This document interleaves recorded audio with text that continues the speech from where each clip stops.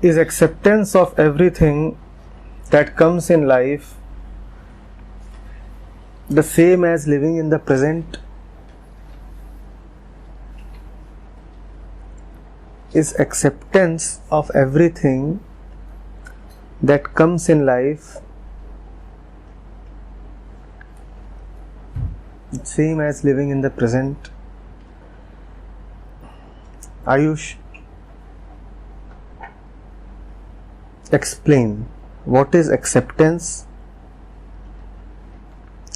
What are these things that come to life, and what do you mean by my life?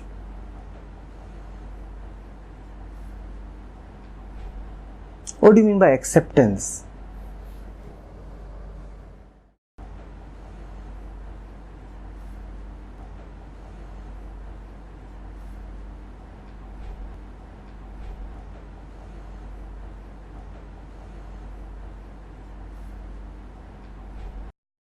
They will lead you where you want to go. Where they want to take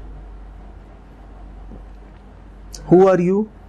So where you're like train, where the train wants to take you, there they will take you. But my question is, who are you? Who's being carried in the train? Who are you? You are a bundle of desires. Your subjective personal desires. That's what you are. That's what your own self-concept is. Who am I? My personal desires. That's what I am, right? Personal desires, not existential desires. Not the will of the existence. The will of the person, the me. Now, are the external situations obliged to fulfill your personal desires? You wanted a pizza, the kitchen cooked something else today. Is the kitchen obliged to provide you what your personal desire is?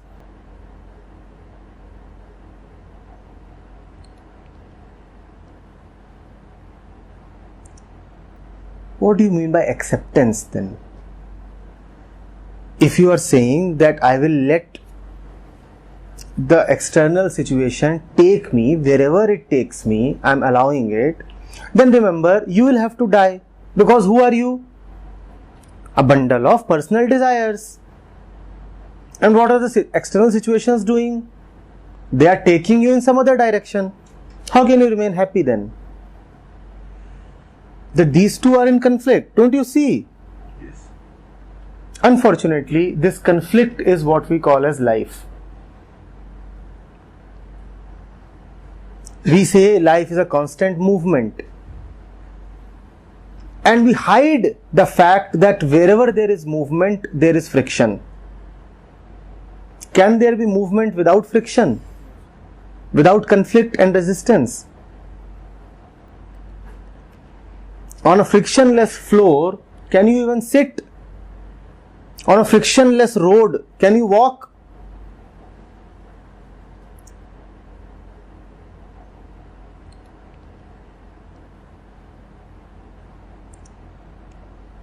What is acceptance? You are saying acceptance means let the situations take me wherever they want to take me. You are conveniently forgetting that me, by definition, implies opposition to circumstance. Circumstance means something that is happening outside of you. Me means my own personal desires. Now, how will these two fit together? Allowing the situation to take me wherever it wants to take me. And you know, this is a great misunderstanding that most people have, especially those of the so-called spiritual bent. They'll say, now I have surrendered to the divine. I'm allowing time to take me wherever it wants to take me. Nobody asks them, what do you mean by me? Till the time that me is there, can you really allow the situations to take you wherever they want to take you? Because you are yourself, and you being yourself, you will inevitably have your own subjective desires. You, with your own desires, how will you allow an outside force, an external situation to carry you? Will you allow? Even if you will allow, superficially, internally, you will resist. You will be frustrated. On the surface, you will say, I'm just allowing my destiny to do its work. I'm not doing anything. And within, you will be hoping and wishing that something else happens. So you are sitting and somebody comes and brings some dry nuts in front of you. What will you say? Oh, that's what Providence had in store for me. It's all right. Jahi vidhi rakhe ram, tahi vidhi rahiye. And within, you will be wishing, can I have a little bit of chutney? Why are you giving me dry nuts? Can't there be some sauce or sweet? That is the story of people who fall in the trap of this acceptance word. And this word is being sold, touted, hogged like anything. Acceptance is the name of the divine life. But these idiots never answer the question, who will accept? Me? Who will accept? When you say, accept life as it is, you have conveniently ignored, or rather escaped from, the one central question, who is accepting? Me being what I am, how is acceptance possible? How is it possible? This kind of acceptance is nothing but a dirty facade.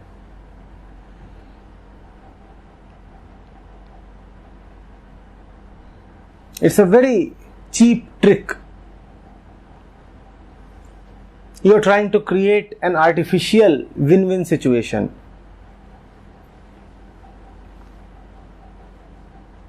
You are saying if something good comes to my plate, obviously I am happy.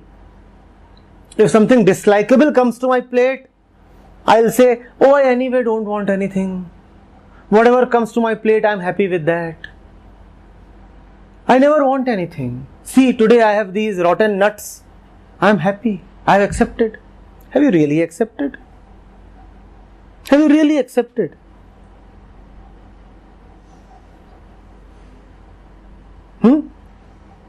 But it is so convenient. It prevents you from accepting your defeat. That is what this kind of acceptance does. It prevents you from real acceptance of defeat. The fox did not want to accept that it did not get the grapes. So it said, I don't want to accept that my personal wishes are not being fulfilled. So what do I say? I just accept everything that happens. Oh, I'm not getting the grapes, so it is all right. Those grapes might not be good for me. God does not want me to get those grapes. You're running like mad after something. And when you don't get it, what do you say? Oh, it is the will of God. God didn't want it. Did God want you to run in the first place? Before running, did you ask God? Then now why are you taking God's name? I lost because, there must be something good for me in this. This is God's will. God's will is bigger than mine. Then why don't you always abide by God's will? God's will is conveniently forgotten when the situations are likable.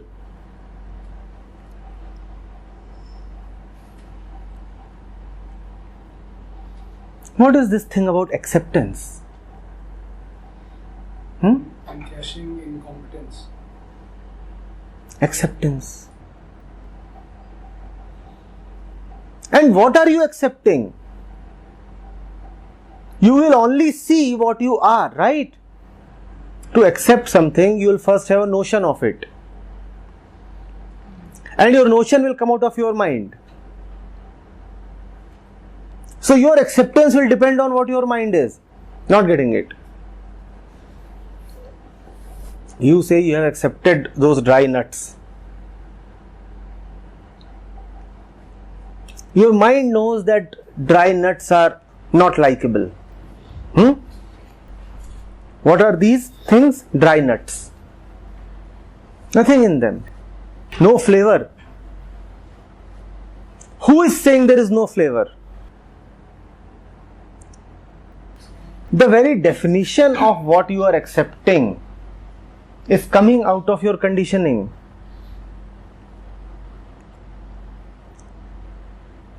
Accepting what? You are saying, life is so painful, but still I am accepting it. Now, is life really painful? Who is declaring in the first place that life is painful? So, great game. First of all, you declare what that X thing is kept on that table. First of all, you declare it. You give it a name and meaning. And then you say, I am accepting it. What are you accepting? Something of your own creation. Not getting it. You take an example suitable to your age. First of all, you declare, based on your conditioning, that anything less than 75% means failure. First of all, you declare that. Because everybody around, teachers, friends, parents have told you, less than 75%, you are a beggar. So you create this definition. Less than 75% means failure. Then you get 72%. And you say, oh, I accept my failure. What have you accepted? Failure. Who says it is a failure? You. So what are you accepting? What are you accepting? You're justifying your suffering. Do you see what I'm trying to say?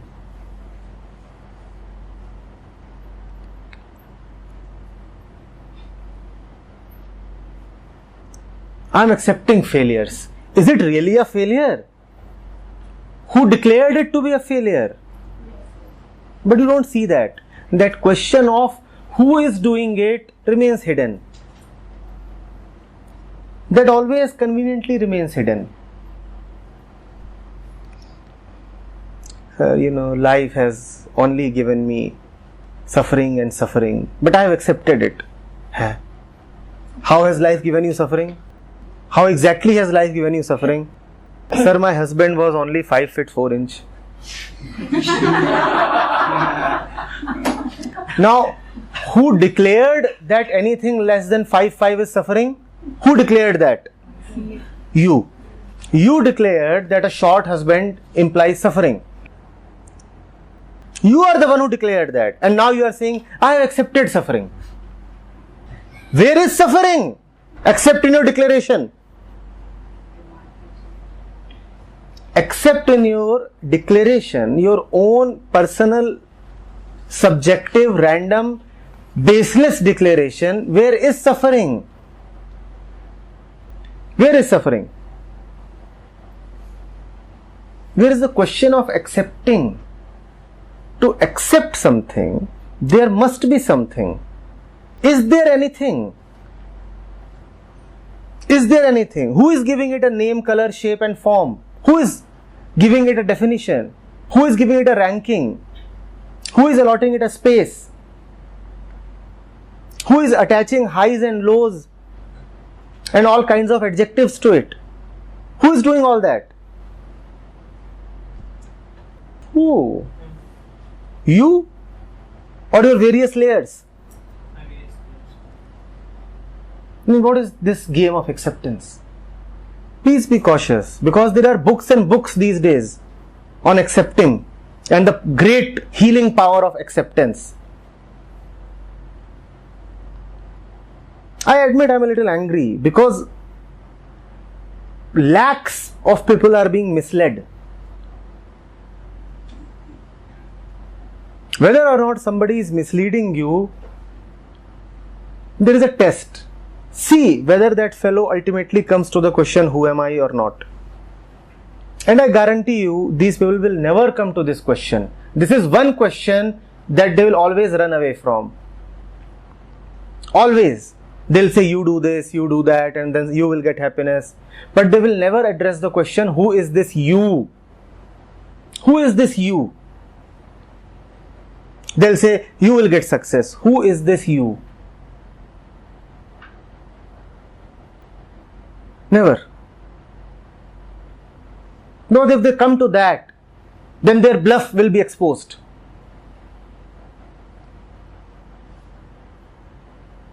Caught. They will not come to that. Do you think they know that they're bluffing? Maybe Deep within they know, because you see, only truth relaxes. If you are having that strange restlessness within, you know that something is missing.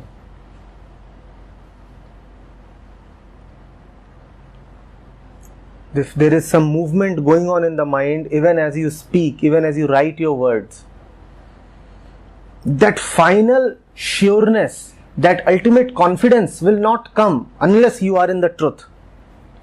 So they know, deep within they know that they are bluffing.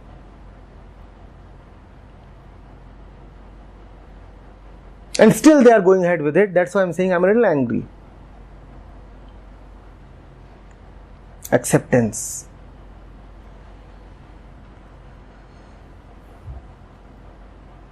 Living in the present does not mean that you continue to be what you are.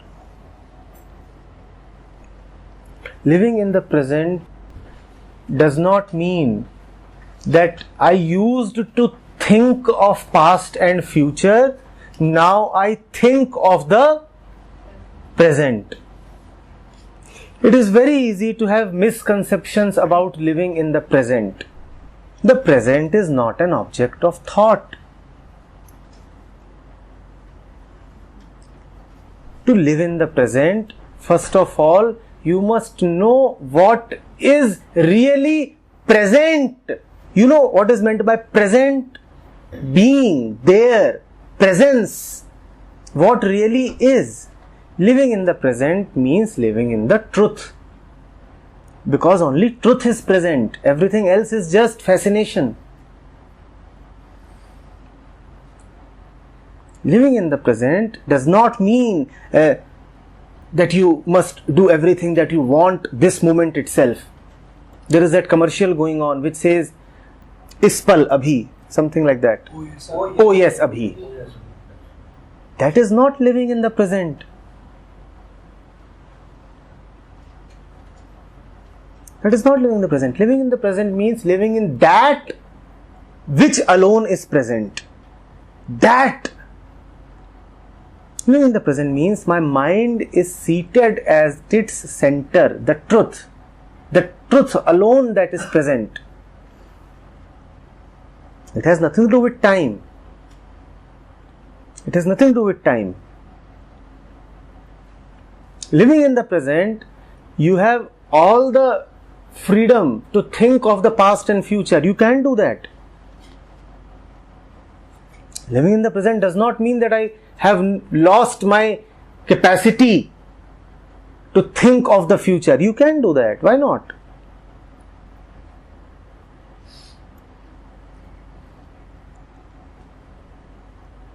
I can think of the future, but I will not leave my seat.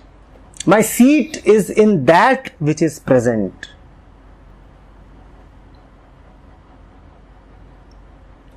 My seat is in the truth, not in some kind of hallucination.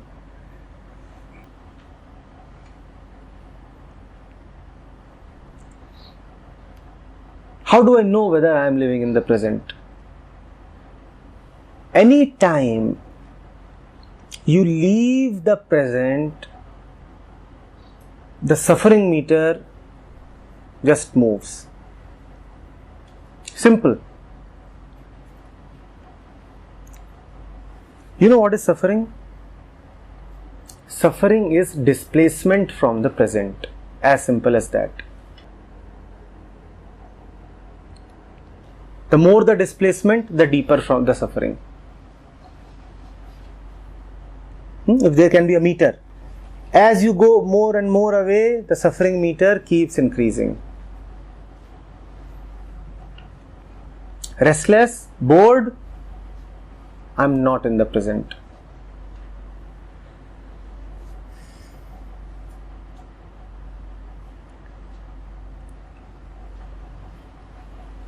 Conflict, confusion, I'm not in the present.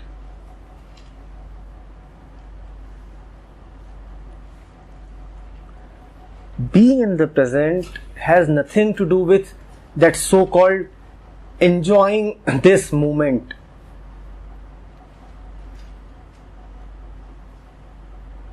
Avoid that phrase, enjoying this moment.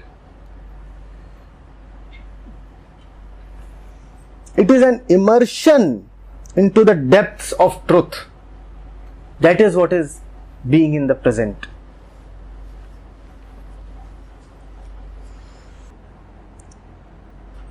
There are two kinds of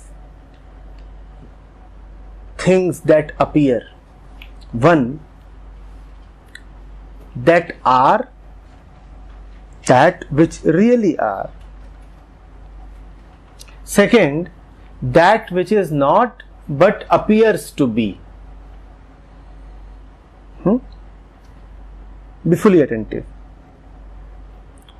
Most of us, most of the times, live in that which is not but appears to be. Give me an example.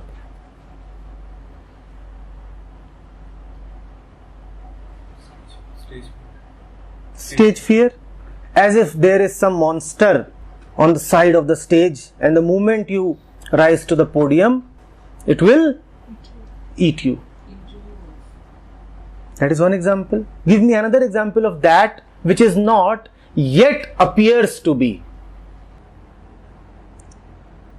All fears. If there is fear, please give me 30 grams of it. Anybody here? Alright, concession, 3 grams. Where is fear? There is no fear, but we all admit that we have all experienced fear. This is strange, very strange. It is not, yet it so powerfully appears to be.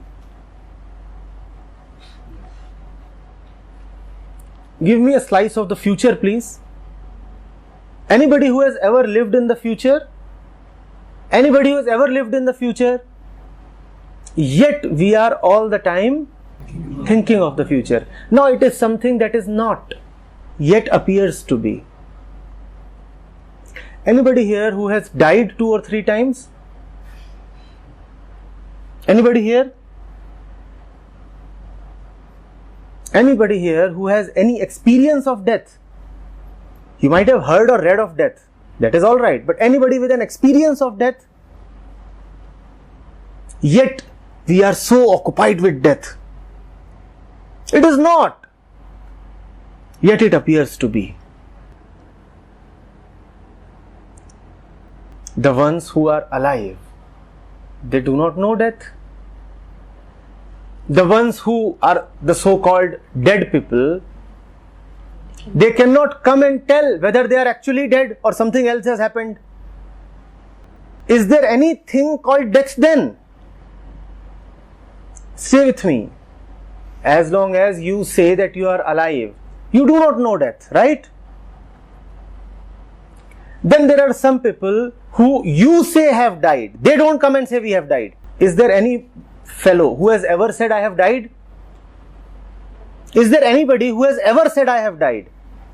Now that's a strange situation. When you say you are alive, then also you cannot say I have died. And when you are the so-called dead man, then again you cannot say I have died. So does death ever happen? You are not getting it. Because nobody is there to tell about the experience of death. You can't capture that. But still, death. Where is death? Let a dead man come and say that there is death. Then we will take it. Let a dead man come and say there is death. It's a very ironical thing. Only the living are talking of death.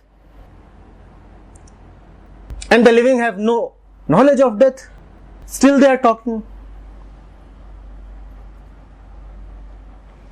So this is that second thing. That which is not, but appears to be very real. Living in the present means I will not live in that which just appears to be real.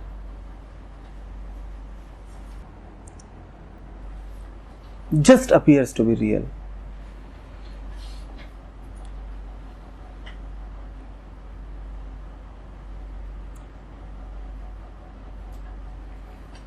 A test for what is actually there and what just appears to be is, note this test.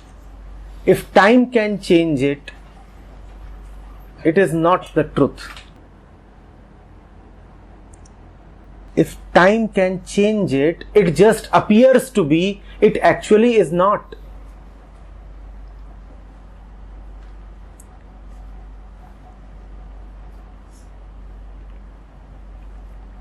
So when you are affixated to something, totally captivated by it, ask yourself, will time change it?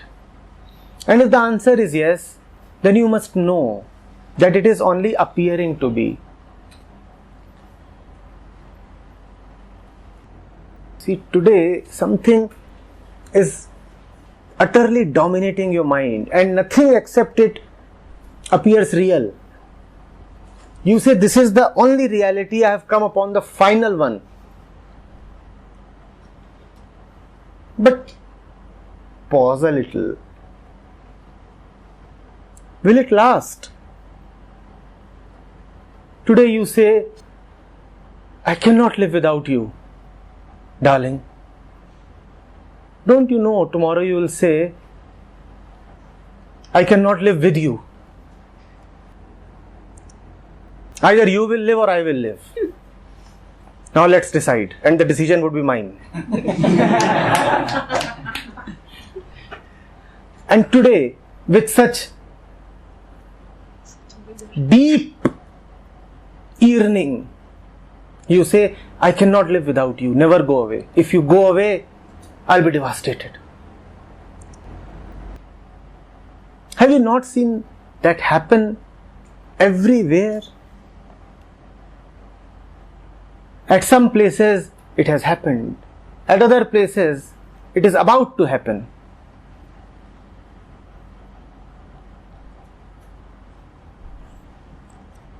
It was never there, it just appeared to be. It was not real, it was not truth. That love had no substance. It just appeared to be. It just appeared to be. Living in the present means I will not live in that which just appears to be real. I will live in that which is the truth, which situations and time can neither touch nor change. That is what is meant by living in the present, living in the truth, not living in illusions. Living in the present is not some sellable catchphrase which is being hawked in the market. And there are many authors these days who talk of, power of the present, living in the present. They do not know time. What are you talking of? You are abusing the word present. The present means nothing less than the very truth itself. Call it God. The present is not a point in time.